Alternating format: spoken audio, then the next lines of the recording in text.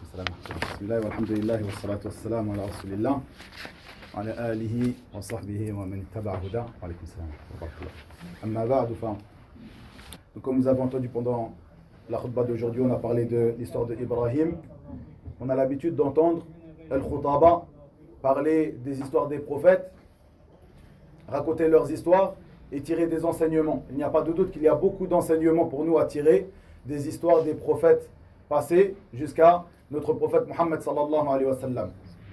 Mais bien souvent, la base de l'enseignement avec lequel ils sont venus, la plupart de ces khutaba ne s'arrêtent pas dessus. Et c'est ce que j'ai essayé de mettre en avant dans la khutbah d'aujourd'hui, comme dans une khutbah précédente, si vous vous rappelez, sur l'histoire de Nuh, alayhi salam, Noé, alayhi salam. Le fait que la base de l'appel de Ibrahim, comme celle de Nuh, comme celle de l'ensemble des prophètes et messagers, était l'appel à l'unicité d'Allah tabaraka wa ta'ala. At-tawhid, l'appel à unifier Allah azza wa jalla et à rejeter toute forme de polythéisme.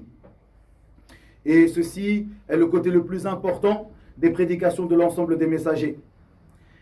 Et dans ceci, nous voyons la parole d'Allah tabaraka wa ta'ala dans le sens de ces paroles.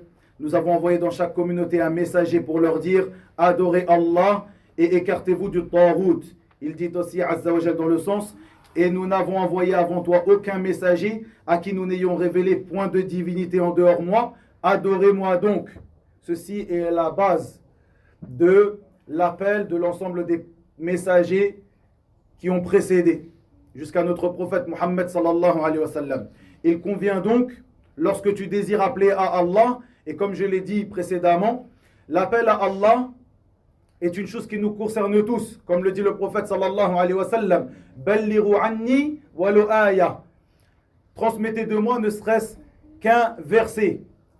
Et chacun en fonction de sa capacité, et chacun aux personnes qu'il peut ou à qui il peut transmettre. C'est-à-dire que tu commences, comme nous l'avons vu dans la khutbah d'aujourd'hui, comme l'a commencé la plupart des prophètes, par leur famille proche.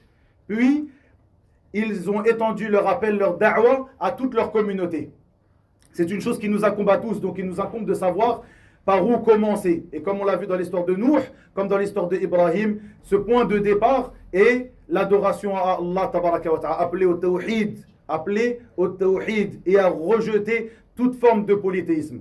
Et ceci n'est pas quelque chose de superflu. Si vous vous rappelez, il y a quelques semaines, pendant le cours du dimanche, j'ai évoqué des paroles de certaines personnes qui s'apparentent à l'islam, qui donnent le titre de certaines personnes, des êtres humains, le titre de divinité. Ils le disent clairement, un tel c'est lui Allah, comme je l'ai évoqué dans le cours du dimanche, si vous vous rappelez, il y a quelques semaines. De même qu'ils disent, tout appel à Allah qui est fait selon une voie autre que la voie mouride, son appel est caduc. Donc l'ensemble des prophètes et messagers étaient sur la voie mouride. Le prophète sallallahu alayhi wa sallam était un mouride. Donc il faut bien savoir, il faut bien connaître la voie qu'a emprunté notre prophète Mohammed sallallahu alayhi wa sallam de son appel à Allah tabaraka wa ta'ala, qui était la voie qu'a emprunté l'ensemble des messagers. C'était le manhaj, c'était la méthodologie qu'Allah tabaraka wa ta'ala leur a tracée et a agréée pour eux. Comme vous l'avez vu dans la khutbah d'aujourd'hui, comme on l'a entendu, il y a dans cet appel, l'appel de Ibrahim, comme dans l'appel de Nuh, comme on l'a vu précédemment, et comme on le verra à propos d'autres prophètes, il y a dans cela la sagesse, dans cet appel, la sagesse, la science, la logique, la raison, l'intelligence. À l'inverse de ce que certaines personnes prétendent. Ils disent que il y a dans cet appel, le fait d'appeler tout le temps les gens au tawhid, il n'y a pas la raison, il n'y a pas l'intelligence. Plutôt, cette voie-là vient par d'autres moyens, comme je vais le citer, comme je l'ai cité précédemment. Nous voyons dans la manière que Ibrahim a eu d'argumenter et de dresser sa controverse avec les polythéistes de sa communauté, il y avait sans aucun doute des preuves qui tiennent sur la logique.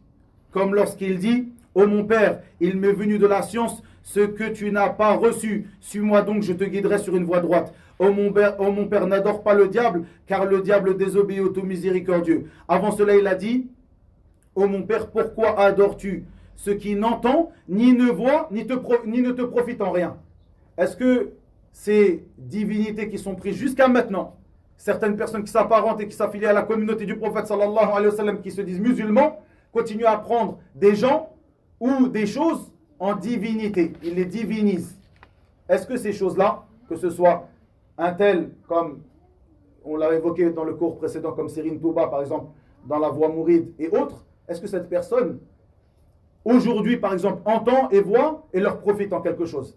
Et nous voyons aussi dans cet appel de Ibrahim alayhi salam qu'il y avait le summum de la sincérité, la sagesse et l'intelligence. Écoutez encore son récit comme je l'ai évoqué pendant la khutbah. Pour résumer, il dit, Allah tabaraka wa ta'ala, dans le sens de ses paroles, il dit, quand il dit à son père et à son peuple, que sont ces statues auxquelles vous vous attachez?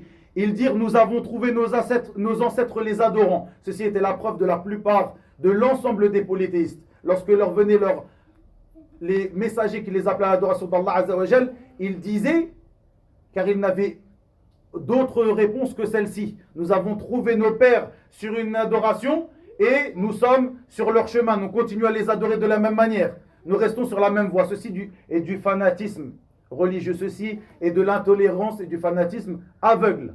Parce que mon père était sur ça, alors moi je dois être sur ça. Et ceci même si les preuves du Coran, de la Sunna leur sont parvenues, ceci même si des messagers venant d'Allah tabaraka wa ta'ala et envoyés avec les preuves claires et tangibles leur viennent. Ils continuent à utiliser la même preuve. Nous avons trouvé nos pères sur une voie et nous continuons à suivre cette voie. Puis il dit, tabaraka wa ta'ala, dans le sens de ses paroles, il dit, certainement, donc Ibrahim, certainement vous avez été vous et vos ancêtres, donc ses ancêtres à lui aussi, dans un égarement évident. Ils dirent, viens-tu à nous avec la vérité ou plaisantes-tu? Il dit, mais votre Seigneur est plutôt le Seigneur des cieux et de la terre. C'est lui qui les a créés, vos idoles. Et je suis un de ceux qui en témoignent. Et par Allah, je ruserai contre vos idoles une fois que vous serez partis. Il les mit en pièces. Ibrahim a mis en pièces les idoles. Hormis la statue la plus grande, peut-être qu'ils reviendront vers elle. La plus grande des statues, celle qui est la plus importante à leurs yeux. Il les mit toutes en pièces sauf celle-ci. Et Allah Azza wa Jal continue à nous rapporter cette histoire et il nous dit, dans le sens de ses paroles, ils dirent, qui a fait cela, nos divinités? Il est certes parmi les injustes. Certains dirent, nous avons entendu un jeune homme médire d'elle. Il s'appelle Ibrahim. Ils dirent, amenez-le sous les yeux des gens afin qu'ils puissent témoigner. Alors ils dirent, est-ce toi qui as fait cela à nos divinités, ô Ibrahim? Il dit, c'est la plus grande d'entre elles que voici qu'il a fait. Demandez-leur donc si elles peuvent parler. Ces idoles que vous adorez, que vous prétendez qu'elles entendent, qu'elles voient, si vous le prétendez, ou qu'elles vous profitent, tout du moins. Demandez-lui, c'est elle qui l'a fait. Ils se sont regardés les uns les autres. Regardez ces preuves qu'a utilisées Ibrahim, qui sont sans aucun doute construites sur la raison. Des preuves éclatantes. Cette idole que vous adorez, c'est elle qui a cassé les autres. Ils le savaient eux-mêmes que cette idole, elle, la plus grande, la plus importante, comme toutes les autres, ne pouvait ni nuire aux autres idoles, ni à eux-mêmes. Ils se sont regardés les uns les autres. Puis ils ont dit, regardez, ou écoutez, comme l'a dit Allah tabaraka wa ta'ala dans le sens.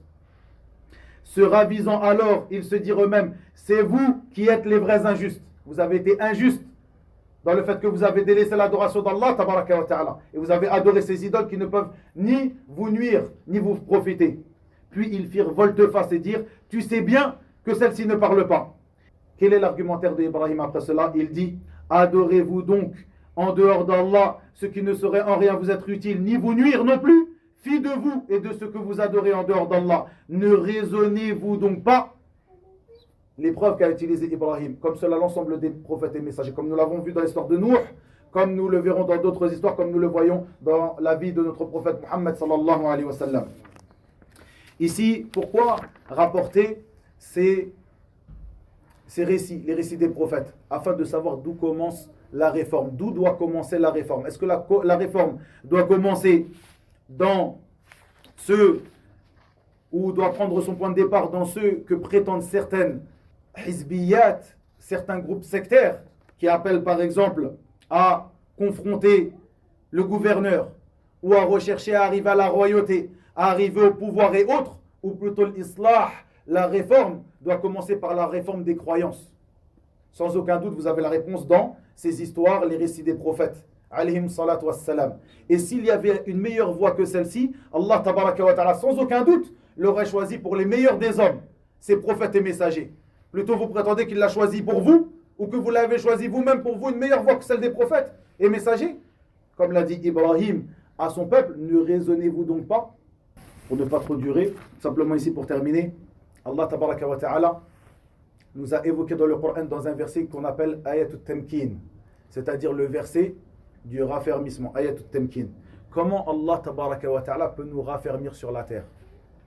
Est-ce que c'est, comme le prétendent le groupe des frères musulmans, Al-Ikhwan al-Muslimoun, comme le groupe de As-Sururiya ou de Al-Qutbiya, ou ceux qui s'apparentent à Daesh, ou ceux qui s'apparentent à Nusra, et toutes ces da'awat hizbiyya maqita, barakallahu fikum.